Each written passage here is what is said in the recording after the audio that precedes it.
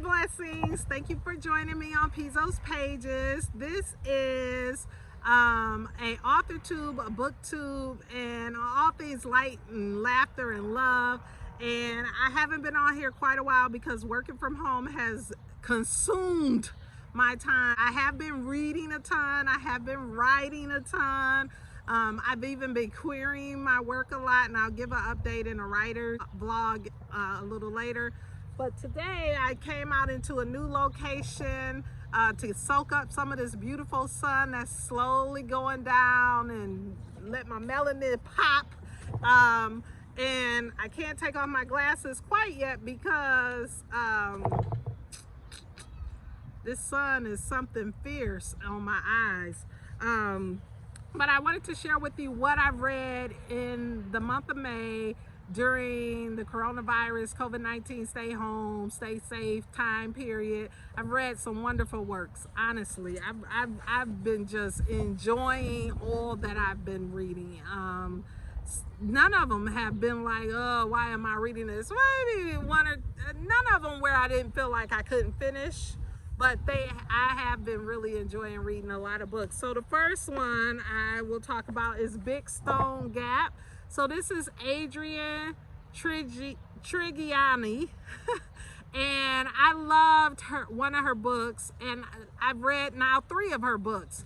And this one was the first one. This one was the first one, and I could kind of tell. It was slower paced than the other 2 that I read and loved.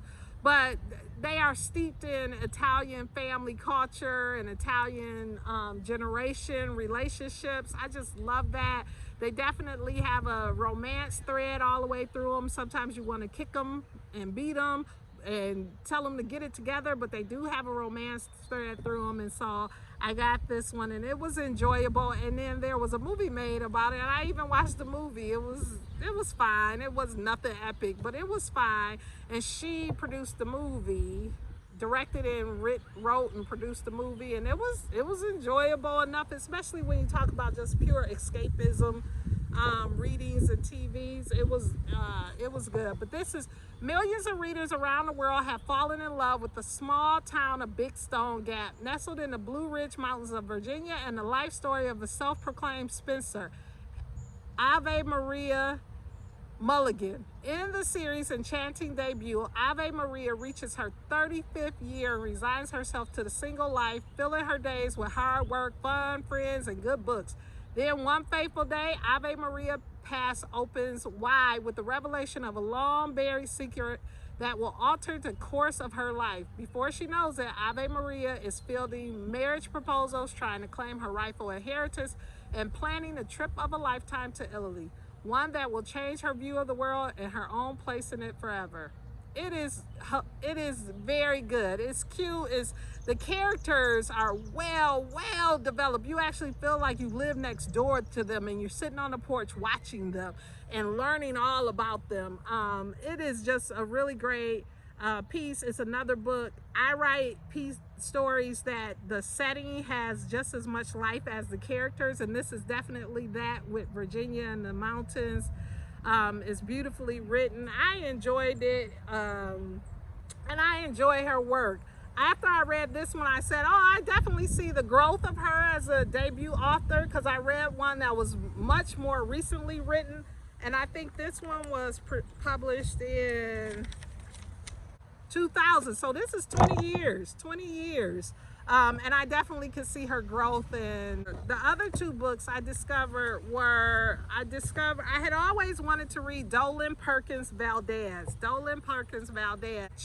This is the one I kept seeing. Shout out to the African American Literary Club or Library Club. I'll put the link in. I find so many authors in that. And I saw this maybe a year and a half ago, and I always wanted to read it, and this was a time for me. My first love of books was historical fiction,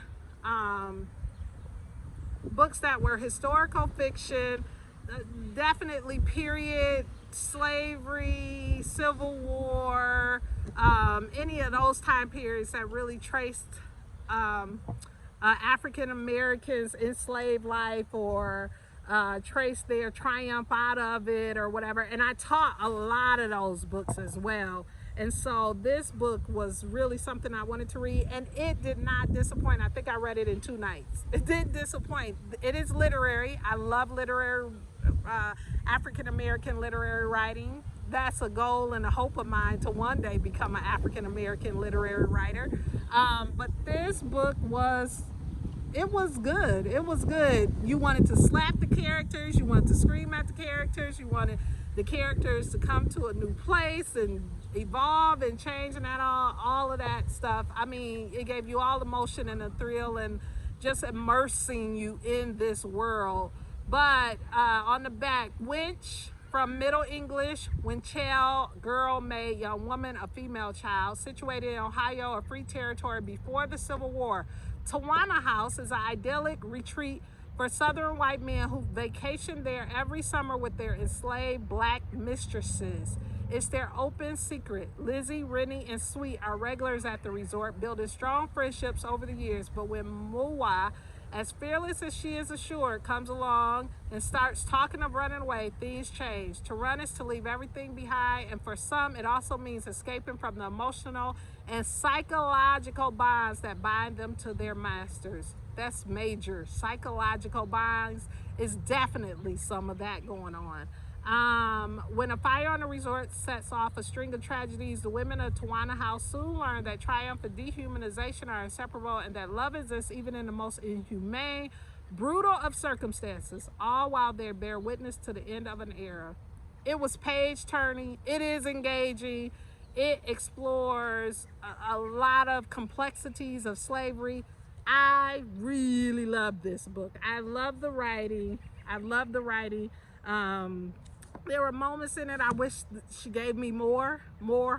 She sort of tells you all of these people's lives slowly, unfolds them, very slow burn, but the writing is just beautiful. And I definitely wanted more from some of the characters, but it was excellent. I read it probably in 2 days. So soon after, I had Balm, and I read this probably in a week. This took me a little bit longer because it's a slower burn. Now this is a slow burn, but this is a slower burn. I mean, you really get entrenched in the beauty of the language.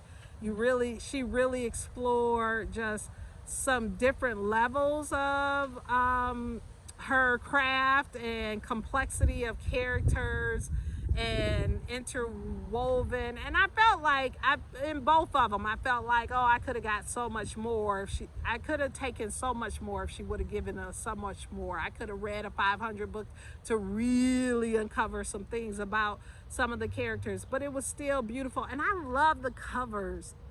The covers are gorgeous. But this is called Balm. There's a scripture, there's a balm in Gilead.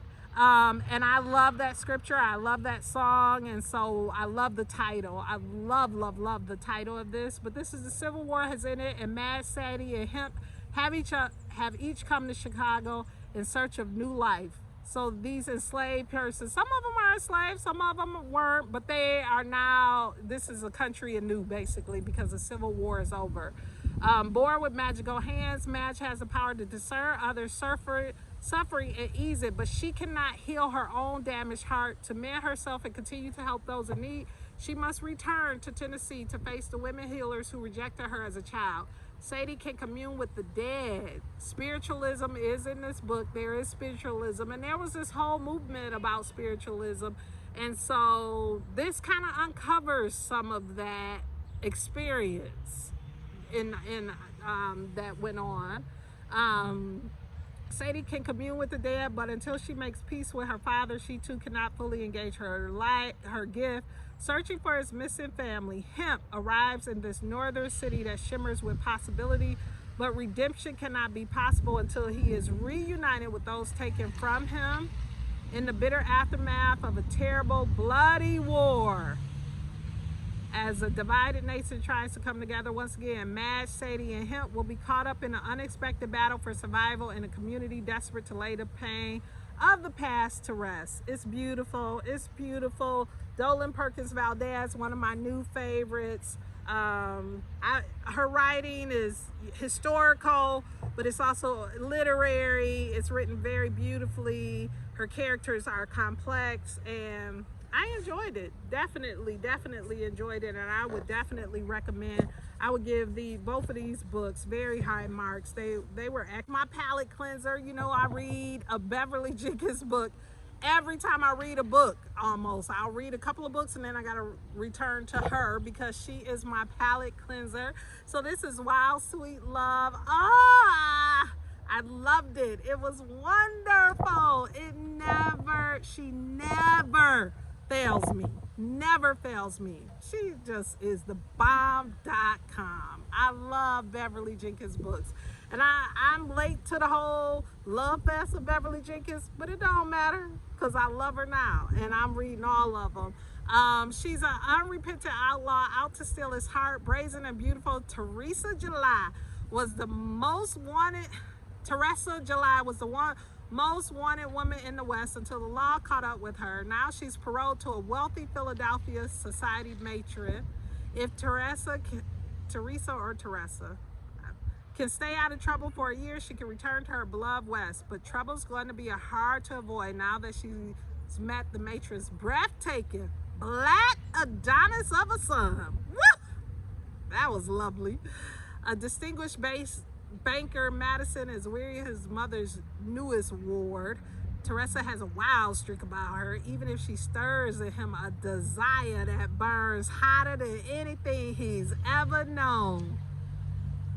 Yet the exquisite thief is determined to rock his world and prove to the handsome, straight-laced Easterner that the very best love is the wild and dangerous kind. It is wonderful. It's wonderful. I think I read it in a day. It's wonderful. It's wonderful. It's definitely a palate cleanser. You're reading some tough reads right now. Definitely get several of Beverly Jenkins to help cleanse your palate and see black folks without all the trauma and without all the degradation and pain. I definitely recommend anything she writes. It's just, it is wonderful. 5 stars. 5 stars.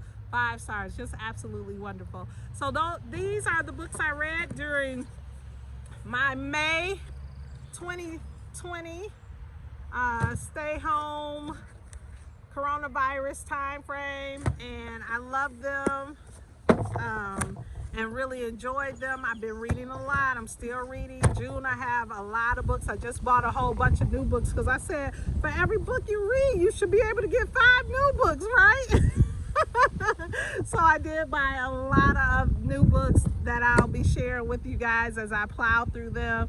I just want to make this summer a summer of epic books and reading and writing, and so far so good, since I'm able to have less time commuting, less time decompressing from being in the office. I really wanted to invest in just my love of reading and my love of books and my love of writing and my love of all of you who are a part of my Blessings tribe. I just hope you're doing well. I hope that the pressures and the stressors of the world have not turned you against humanity, but that it stirs in you a passion to continue to make the world a better place. It's been absolutely wonderful sharing this time with you, and come on back. And if you haven't, subscribe. If you have not liked or given me a comment, tell me, what are you reading? What are you reading? What would you like to read? Is there any new authors out there you would like to read one of their books? Tell me all about it. Let's have a conversation. All right now, bye-bye. Have a wonderful, wonderful rest of your day.